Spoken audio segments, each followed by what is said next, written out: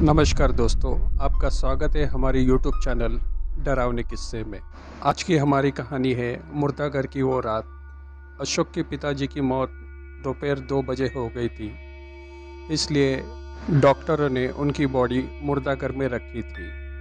अशोक और अशोक के घर वाले सबका रो रो के बुरा हाल था, पर फिर भी अशोक ने अपने आप को कैसे तो संभाला और डॉक्टर से बात करने लगा। डॉक्टर ने कहा, आप हॉस्पिटल की सारी फॉर्मेलिटीज़ पूरी कर दीजिए और अपने पिताजी की बॉडी ले जाइए। तब अशोक ने सारे पेपर्स और बिल पे कर दिए। अशोक ने सारे बिल की पेमेंट करके कुछ डॉक्यूमेंट्स लेकर वो मुर्दाघर की तरफ निकल पड़ा। मुर्दाघर तीसरी मंजिल पर था, इसलिए अशोक लिफ्ट से जाने लगा, पर लिफ्ट बंद थी, जिस वजह से अशोक को पैदल ही तीसरी मंजिल पर जाना पड़ा। अशोक वहाँ पर पहुँच गया, पर वहाँ पर कोई स्टाफ नहीं था। अशोक ने अपनी घड़ी में देखा तो रात के 2 बज रहे थे। वहाँ पे कोई ना होने की वजह से अशोक परेशान हो गया। उसने सोचा शायद वार्ड बॉय मुर्दाघर के अंदर चले गया है, इसलिए अशोक मुर्दाघर का दरवाज़ा खोलकर अंदर देखने की कोशिश करने लगा। अशोक को अंदर एक वार्ड बॉय दिखा। तब अशोक ने उससे कहा, अरे भाई, मुझे मेरे पिता की बॉडी लेनी है, क्या करूँ? तब उस वार्ड बॉय ने उसे इशारे में निकल जाने के लिए कहा, पर अशोक समझ नहीं पाया। अशोक ने फिर उससे पूछा कि क्या करूं? तब वो वार्ड बॉय इशारे से उसे बाहर जाने के लिए कह रहा था। अशोक को लगा कि कुछ गड़बड़ है, इसलिए अशोक अंदर जाने की कोशिश करने लगा, पर जैसे ही वो अंदर चले गया, अंदर की लाइटें बंद हो गई। जब लाइट आई तो अशोक ने देखा कि वो मुर्दों के बीच में खड़ा है। उसने आसपास देखने की कोशिश की, पर वहाँ वार्ड बॉय कहीं नहीं था।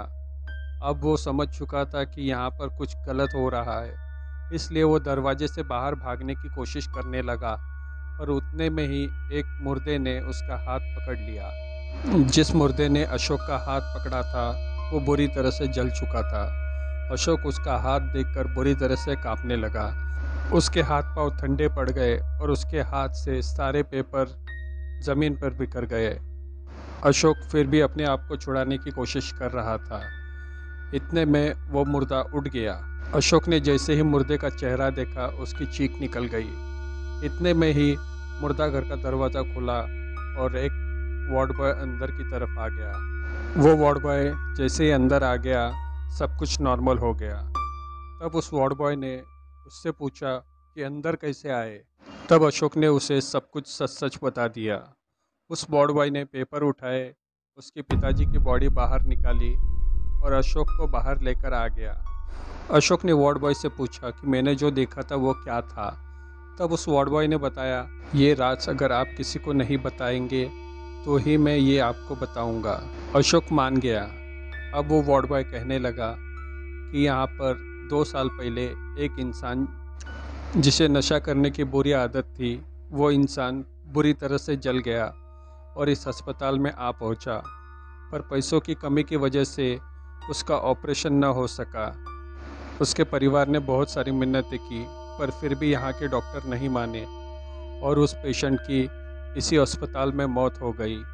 उस पेशेंट के घर वालों के पास इतने भी पैसे नहीं थे कि वे हॉस्पिटल का बिल देकर उसकी बॉडी यहाँ से ले जाए, इसलिए उसकी बॉडी अस्पताल में ही सड़ते रह गई। उसकी बॉडी इसी मुर्दाघर में सड़ती रही।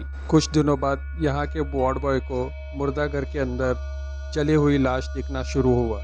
उन्होंने ये बात डॉक्टर को भी बताई, पर डॉक्टर लोगों को विश्वास नहीं हुआ। एक दिन एक वार्ड बॉय मुर्दाघर के बाहर अपनी ड्यूटी कर रहा था, पर उस दिन उसकी अचानक से मौत हो गई, जिस वजह से डॉक्टर भी परेशान हो गए।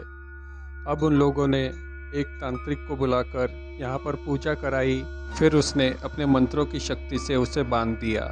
तांत्रिक ने कहा कि वो इस रूम के बाहर अब नहीं निकल सकता। तांत्रिक ने एक रुद्राक्ष की माला दी और कहा कि जो भी वार्ड बॉय यहाँ पर काम करे, यह हमेशा उसके गले में रहना चाहिए।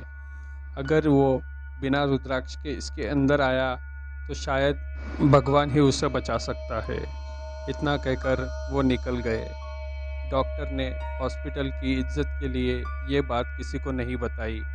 अगर ये बात लोगों को पता चले तो लोग यहाँ पर आना बंद कर देंगे और हॉस्पिटल बंद हो जाएगा, जिस वजह से डॉक्टर ने ये बात यहीं दबा दी और ये कहानी कोई नहीं जानता। वो वार्ड बॉय इतना कहकर अशोक और उसके पिता की बॉडी को नीचे पार्किंग लॉट में ले आया और अशोक से कहा कि तुम भी किसी और को मत बताना, इससे हमारा हॉस्पिटल बंद हो सकता है। अशोक ने कहा कि नहीं, मैं किसी और को नहीं बताऊंगा, मैंने आपसे प्रॉमिस किया था। इतना कहकर अशोक एम्बुलेंस में बैठ गया और अपने पिता की बॉडी को लेकर अपने घर आ गया, जहां पर अशोक का परिवार और उसके रिश्तेदार उसका इंतज़ार कर रहे थे। जैसे ही एम्बुलेंस आ गई, पूरे घर में मातम छा गया, पर अशोक अभी भी उस अस्पताल के सदमे में ही डूबा हुआ था। दोस्तों, दुनिया में कई अस्पताल ऐसे हैं जो इंसानों से ज़्यादा पैसों को कीमत देते हैं, जिस वजह से कुछ गरीब लोगों की जान चली जाती है। उन्हें कोई फ़र्क नहीं पड़ता कि वो इंसान उस परिवार के लिए कितना मायने रखता है, उन्हें तो सिर्फ पैसों की ज़रूरत होती है। तो दोस्तों, आपको आज की कहानी कैसे लगी कमेंट करके ज़रूर बताएं। कहानी सुनने के लिए धन्यवाद। फिर मिलेंगे एक नई कहानी में, तब तक अलविदा।